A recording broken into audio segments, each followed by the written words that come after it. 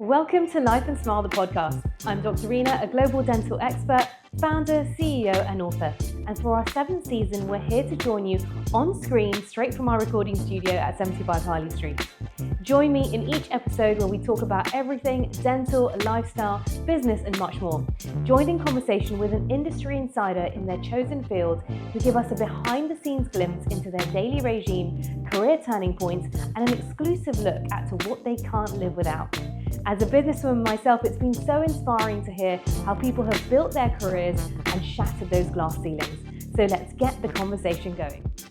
Have you seen our latest By Dr. Reena edit? You can find out more information on www.bydrreena.com. So I'm joined here with the wonderful Emma Guns, who needs no introduction, of course. You are a journalist, content creator, podcaster, specialising in health, beauty and lifestyle.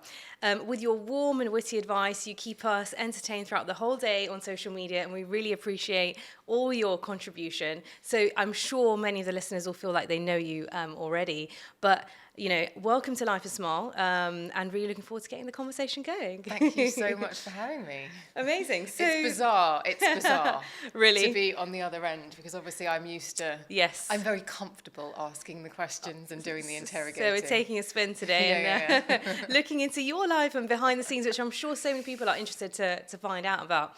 We've got a very varied audience in terms of health, business, lifestyle, but I usually like to start right from the beginning. So trying to find out sort of where did your career start off, and then how did you kind of get to what you're doing now, which is so inspiring? Well, thank you. That's a lovely thing to hear. So my career in journalism started off a little bit late. Okay. So I really wanted to be a journalist from a very young age, actually. Right. But I did not get the grades at school. So I was told that you had to get an A or two Bs or some sort of high grade and go to a university like Reading and study English in order to be able to pursue a career as a journalist. And it was made very clear to me before my GCSEs that was not my destiny, and I was a bit put out by that. And fast forward, I actually did go to university. I read social sciences, and then after university, I went into a sales job and just found it utterly miserable. And I just thought, I don't want this to be what it looks like. Not that there's anything wrong with sales, but I was selling software over the phone. I think if you've spent any time with me on social media, you'll know that's not how I should have ended up. And so in a fit of pique one day, I actually just quit. And the building that I was working in was owned by the guy who owned OK Magazine. So every day for the time that I've been working in that sales company, I had been stopping the lift on 2 floors, the floor that I worked at and the OK Magazine floor, because I just let the lift doors open and I just have a peek every single day on the way up and on the way down. And I was friendly with the girls on reception, and they said, do you want the editor's email address? When they knew I was leaving, why don't you see if you can get work experience? And I said, that'd be great. Got in touch, did some work experience, and then had a really lovely time. Was like, oh my God. I transcribed interviews with people from like Coronation Street when I was there. I opened Post. I got a few free beauty products, and I thought, this is the life. It looked very glamorous. Everybody walked into work at about 9:30, which obviously if you've been in a corporate job, not what people did, holding a massive venti latte, and they just looked stylish. They all had great handbags, and I thought, this is the life I want. This is much more me. And I went and worked on local newspapers for free for about 2 years, and then I did a postgrad in magazine journalism, because for me, it didn't compute that I could get into that world without having something to go, I should be here, i.e. a qualification. But as part of the qualification, I had to do some work experience. And so I called them up and said, can I come back? And they said yes. And then I did 2 weeks, got my qualification. They asked me to come back for another 2 weeks. They asked me to come back for another 2 weeks. They asked me to do some cover when the editor's PA was off. And during that period, the beauty editor resigned. Wow. And in a fairy tale moment, after spending 2 days thinking, how do I ask this editor, who I loved, like Nick McCarthy, a great editor, how do I ask her for this job when I know, I don't necessarily have the qualification or the sort of the experience? And would you believe it, she actually, halfway through the week, she said, do you want to come into this meeting? And I went in fully expecting to do the coffee order. And she said, we're going to take a risk on you. Wow. Partly because I was inexpensive. I'm trying very hard not to use the word cheap. I'm sure that wasn't the only reason. Well, I think I showed some initiative, and Yeah. I showed a little bit of like, I obviously really wanted it, and I was there. Yeah. And so it was a fabulous moment. That's amazing. What a story. I love the fact that you used to open the elevator on that floor just to get a peek of what life could be, and that kind of inspiring. But I mean, it must have been pretty scary, like to just one day decide I'm going to just quit this and this isn't for me.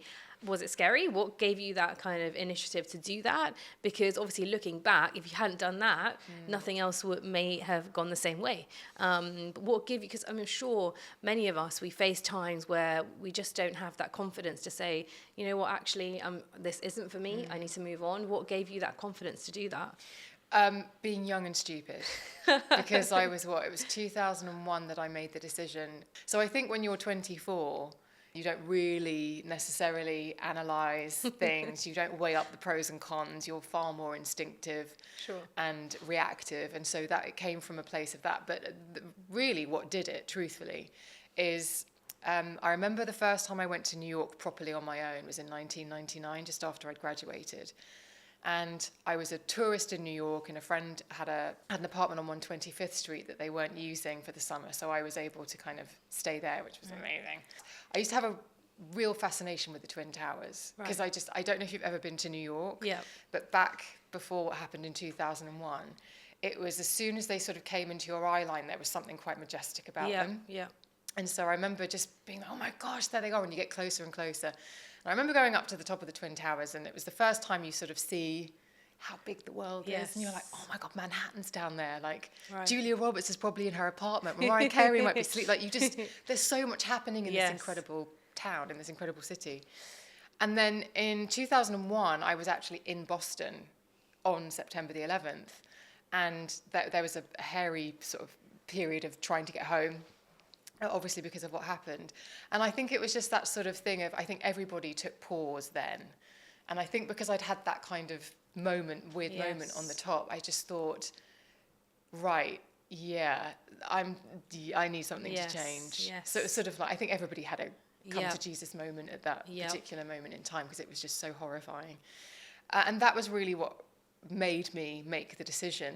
And then that, coupled with youth and naivety and a lack of experience to know that you could land horribly on your face, just made me just do it. Amazing. Yeah, no, for sure. I think that time to stop and pause and reflect and think, actually, you know, there's more to life than, and I want to be doing something that, you know, I enjoy, essentially. And sort of when you first started the job, obviously you felt that you weren't as experienced as the role required. How did you step up to the mark? Was it just like learning on the job, asking for help? How did you get going with that role? It was learning on the job, but it was a damn steep learning curve. And I remember them saying that to me. I remember them saying, this is going to be a really steep learning curve. And again, being young, I was like, be fine. And now, looking back on it 20-something years later, it was a steep learning curve, and it was a little bit too much for me, if I'm completely honest. But I remember at the time there being a little bit of friction within the office about the fact that the work experience girl had got this amazing job. And 3 months in, there was a features editor there who I really respect.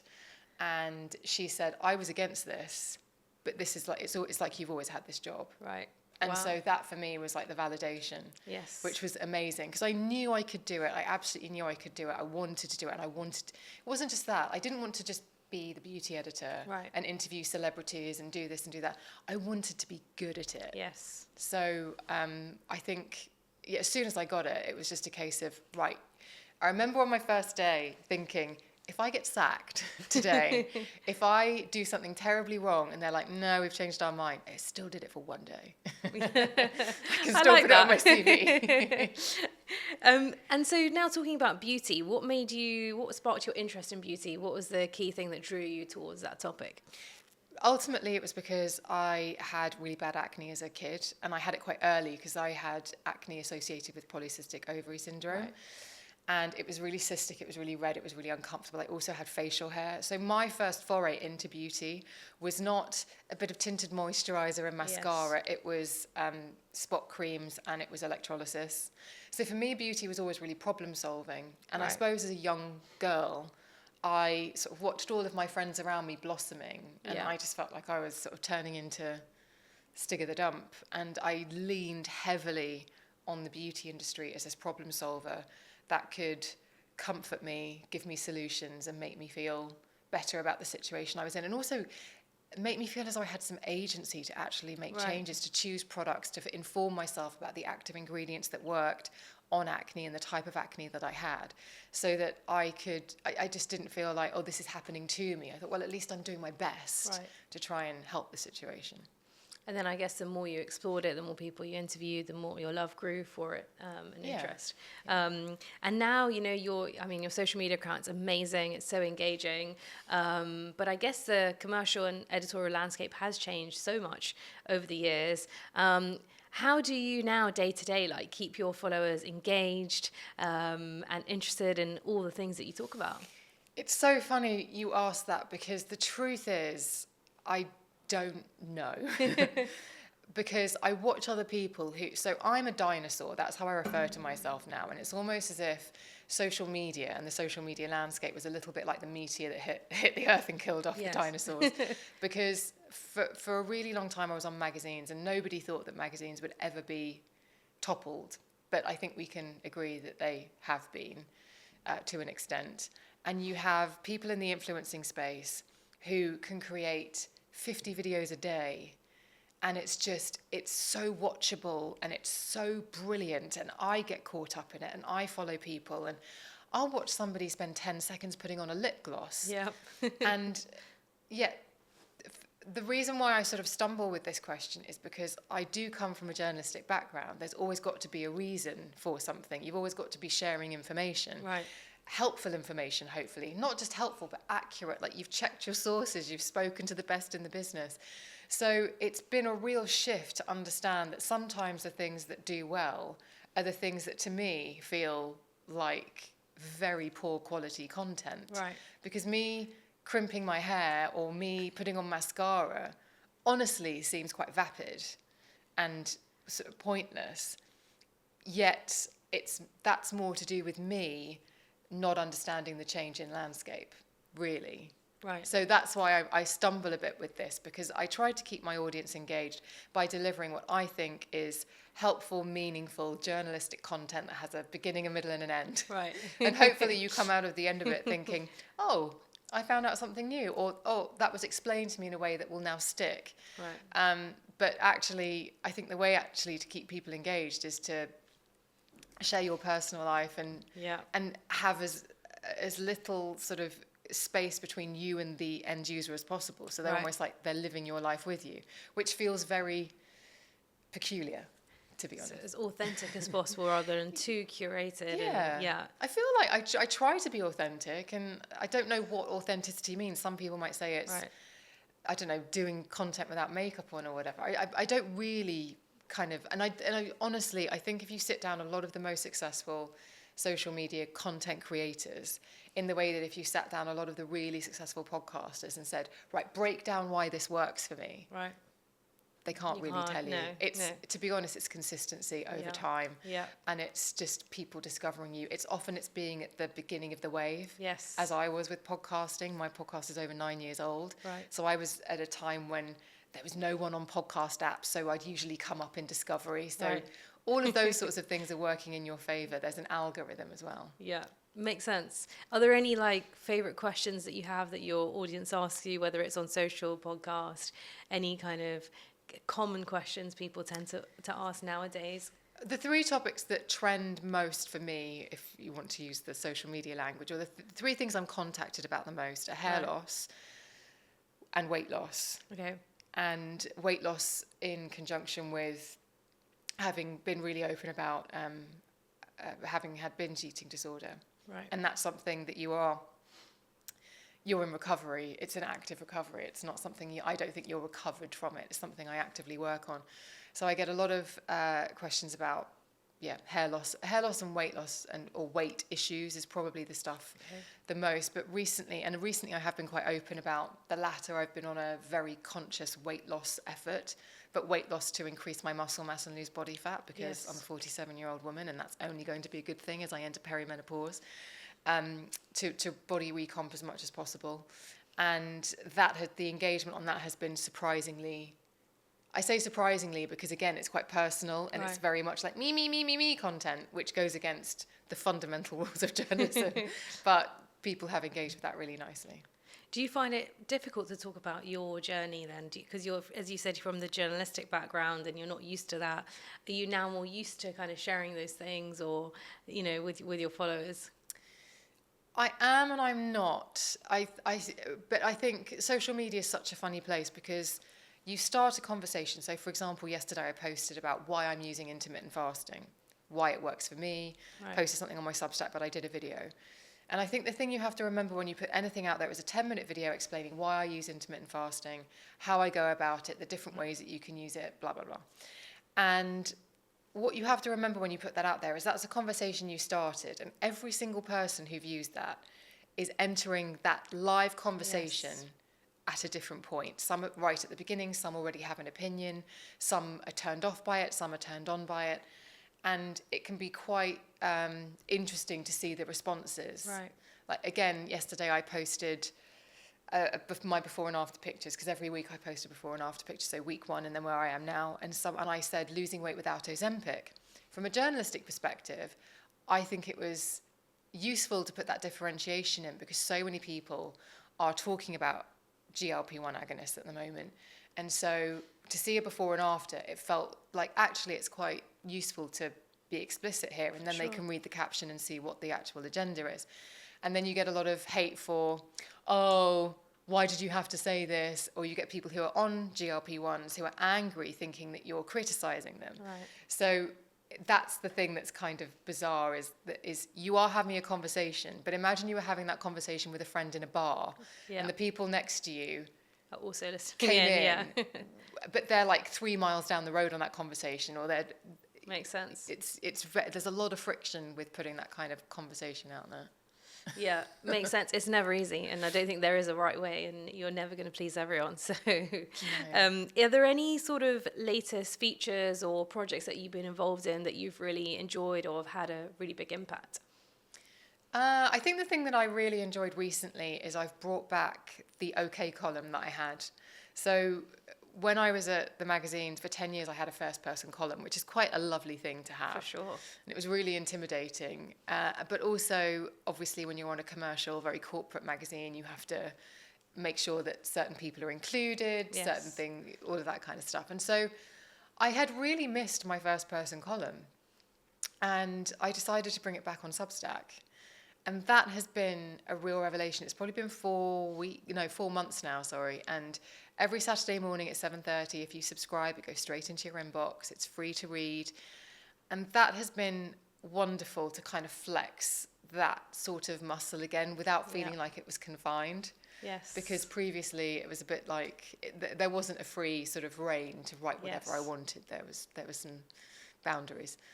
There were some rules and regulations. So that has been really lovely. And it's been really nice seeing the feedback and the fact that pretty much within an hour of posting, there'll be really good engagement and there'll be lots of comments. And then I can sort of see, people are buying the products that I'm talking about, which is something I never had any visibility on when I was on magazines, because you don't get to track those links. Right. But now you do. So that's been really wonderful. Amazing. I mean, do you have a typical working day? Because you're always so involved in various projects. You do so much and so inspiring. Do you have a typical set day routine?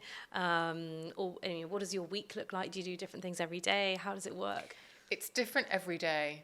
And I try as much as possible to have some sort of structure. Okay.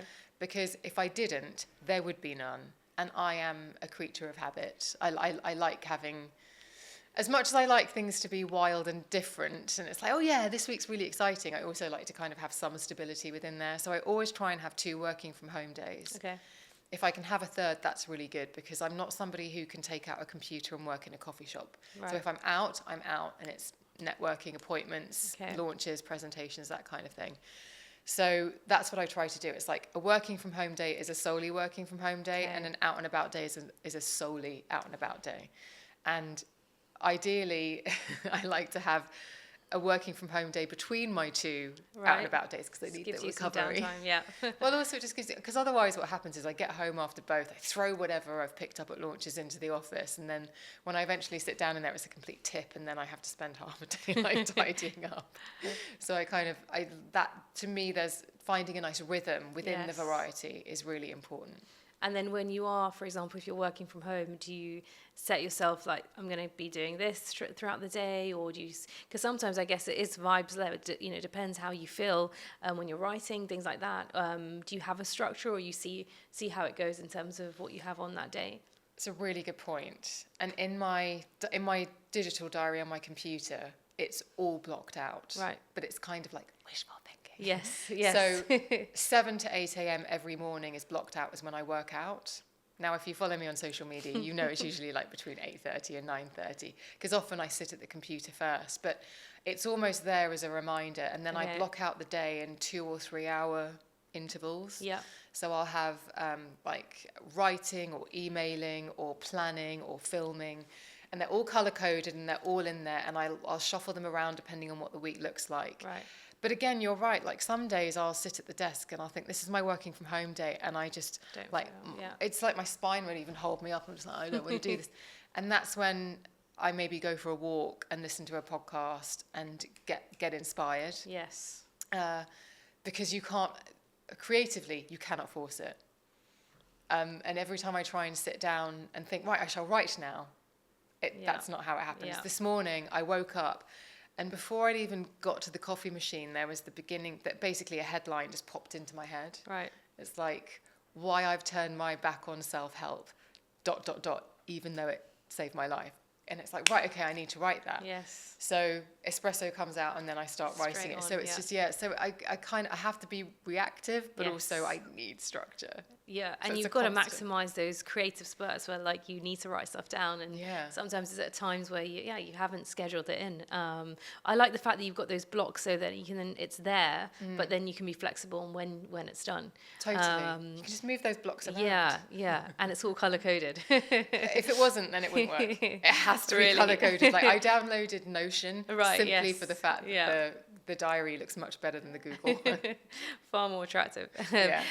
But what inspires you? I mean, is it various things that you, as you said, podcasts that you sometimes listen to, going on a walk? What keeps you energized? It's a really good question. It's something I've actually had to think about a lot recently, because I have gone through a period of feeling very uninspired. Because for a really long time, especially when the podcast format was quite unknown, I would go after particular interviewees. Like I'd find these people online, like Chris Voss, who's the FBI negotiator, or Evie Pomporis, who's the former Secret Service agent, or Dr. Tracy Dennis Tiwari, who's this incredible psychologist.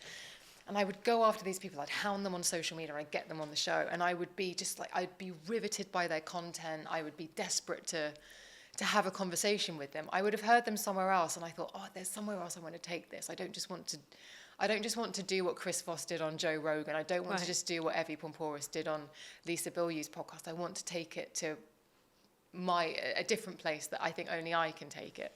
And the podcast space has become so saturated that a lot of those guests now will only do the big shows. Yes. And I had a period of time where it just felt like every week I'd publish my episode and I'd be like, oh, who's Stephen Bartlett had on this week? Oh, same guest. Great. Right. So, and then also I think the podcast landscape changed in that everybody now wants to be a self-help guru. Hence that Substack piece that I'm currently cogitating in my brain. Everybody wants to tell you how to live your life, but ultimately everybody wants to monetize telling you how to live your life, which feels really ghastly and gross to me. And so I'm in this, the reason why I think I feel uninspired is because for a really long time I was a cog in that machine. I struggled with my mental health really badly, and I would seek out these interviews with people because I had read their content and benefited from it. And then there felt like a palpable shift in that self-help space where it became less about people wanting to help and more about people wanting to be platformed for being really good at life. Right. And those are two very different things. And so I sort of like with the sort of grimace on my face, started backing away from it. But it left me sort of feeling like, well, who do I interview? Right. Because, like, I think there's a lot of content out there right now, and I don't know if you agree about this. Like, I think everybody has a bit of a midlife crisis in their 30s and goes, oh, the way that I've been living my life is a bit wrong. And everything that I thought I knew, actually, I don't know half as much as I think. And so we all have these long, dark nights of the soul, and you kind of have to let go of a lot of yourself and rebuild. But that's now become like a brand. Yes. When I think, like, I put content out there, and I was very much a hands-off podcaster in the sense of, here's the conversation, please do with it what you will. Right. So I have actually found inspiration, to get back to your question, by taking a substantial 2 or 3 steps back from that space, and by going back to things like the OK column and my beauty background a bit more, because that has always been my constant. And funnily enough, I think in the last week, I have picked up my first, what you might class as a self-help book. Not because I necessarily want self-help, but I think I gorged on it for such a long time. I had my own private experiences with this content by these people. Then I had one-on-one conversations with those people, because I hounded them and made them talk to me. And so I kind of was like, right, I think I've reached my level. Yes. I think I've learned everything that I need to know. I'm now going to go out into the world and practice that. Yeah. I don't need to keep holding onto the railings. Yeah. And now it's not that I need to hold onto the railings again, but I feel like I'm open to learning a bit more. Yeah. Whereas I think the self-help space is just, I don't know, keep suckling at the teat of self-help. Yeah. Whereas I think the whole point is, when you're nourished and you've had enough, like, you're on your own. Yeah. And I think that's okay. But that seems to be a big piece of that space that's missing. Yeah, that's so interesting, for sure. And I'm looking forward to reading your piece on it. Landscapes constantly change, and it'll be interesting to see how things are in another decade, and what social media even looks like. So probably. But I do agree, podcasts there's so many people doing podcasts, so many people doing and I think I like your approach, that it's like you give the content, and then, the listeners, make what you want from it, and get what you want from it, and apply what you want from it. I think it's quite nice. Yeah. Is there any advice you'd give to your younger self, looking back at everything so far? Any advice to your younger self, or anyone who's embarking on or inspired by a similar career? Well, the advice I would give my younger self is slow your roll, listen, do more listening than talking, and pay attention. I'd also tell my younger self to go into therapy a lot earlier. But for somebody who wanted to get into this career or journalism or content creation or whatever you want to call it, again, I feel Jurassic. So what I said to people for such a long time was write, read, and then it changed to start a blog, show people what you can do. It's so difficult to know what to tell people now, because the pathway to what I do now just doesn't exist anymore. No. It really doesn't. Like, the idea, and it's sad in a way, because if back in my day, you would get a qualification, get on the job experience, and then work your way up from a junior position. And it doesn't seem as though that's the format anymore. And it's really sad, because journalism's one thing, but then look at things like medicine. Yeah. When was the last time you saw a young person think, I want to go to university and study medicine so that I can do this, that, and the other? So we're eliminating the hunger for these jobs that actually hold up society, which is worrying. So, because everybody wants to be an entrepreneur, because we spent so long fetishizing and glamorizing and glorifying this idea that you can have an idea, you can have magic, you can make magic. And it means that, I don't know, I think things are crumbling. So I don't have the best advice, but I think if you are hungry for it, I think you're very lucky in this day and age in that you can surround yourself. There's a great expression, like, you're the average of the 5 people you spend the most time with. And you can do that online now. So if you find people online that you think, I want to be doing what you're doing, I guess just surround yourself with those people all the time. Listen to them, read them, follow them, and immerse yourself in what that looks like. And that's the best advice I can give now, because I don't think that the path that I followed really exists anymore. Yeah, I love that. Actually, I've not ever thought about it from an online perspective. Normally, it's like, hey, who am I hanging out with? But actually, of course, your online space and your mental kind of what you're looking at every single day is probably more than how much you physically hang out with people. So, super important. I have a favorite question that we always ask our guests. So 3 things we can always find at your desk or in your handbag as part of your sort of mini survival kit. What would they currently be? Something that's always on my desk is, a notepad. Yeah. I'm a scribbler. Right. Yeah. I can't make notes on the computer, so I have to have a notepad and a good pen. Okay. And I went to I'm ashamed to say this, but I went to a friend's baby shower at Claridge's about 8 years ago, and we all got a goodie bag, and there was a Claridge's pen. The pens there are great. Yeah. It's the best pen. Or I bulk buy purple biros. Okay. Yeah. I don't know why writing in purple ink, I don't know, it makes it feel more important. So yeah, a really good biro or a purple biro, a notepad, something to clean my glasses, or I don't know, a coffee. Yeah, all the simple things that really matter. Or hand cream. And a nail file. Right, yeah. Okay. Oh, and tweezers. There we go. There we go. There's 5 or 6 there. Yeah. And final question, in your free time when you're relaxing, I mean, what do you do off duty? Any particular favourite spots in London? Claridge's, of course, but any others? Claridge's is just the best place. Of course. Because it's the most incredible energy. Like I had my baby shower there as well. Did you? Yeah. Did you nick a pen? Yeah, I did, and so I have experience with the pens. Yes. It's just when I'm in London and I walk everywhere, and if I need to go to the bathroom, I make a detour and I go and use the bathroom at Claridge's. So bougie. Other places that I really love, like I went to Fallow recently for lunch, and that was absolutely fantastic. If you like a nice lunch. There are so many incredible places. Actually, all I do on TikTok is save like the best all-you-can-eat seafood restaurant with a view. So I really like exploring. What do I like? I love Daphne's in South Kensington. I think that's a really gorgeous experience for lunch or dinner. I really want to go to Bibendum, which is across the road, and go and get oysters. I haven't done that yet. Harrods is wonderful if you just want to get lost in a beauty hall. Yeah. Their beauty halls are absolutely incredible. They're Annalise, who works at Harrods, is just the most visionary, incredible woman, and what she has done with that beauty hall experience just makes it one of my favourite ways to kind of just like while away the time. It's so experiential. I love a bit of Borough Market, but Bermondsey Street.